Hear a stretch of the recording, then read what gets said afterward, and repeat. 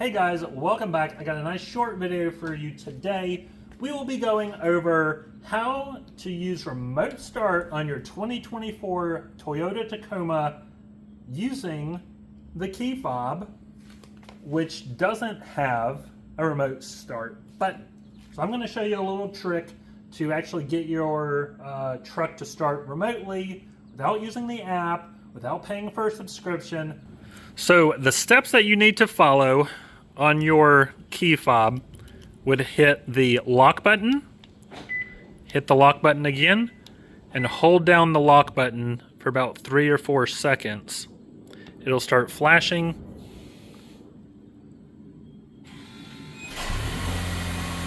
And there you go. So again, those steps are lock, lock, hold down the lock button for 3 to 4 seconds, and it'll automatically turn on. And that's all there is to it.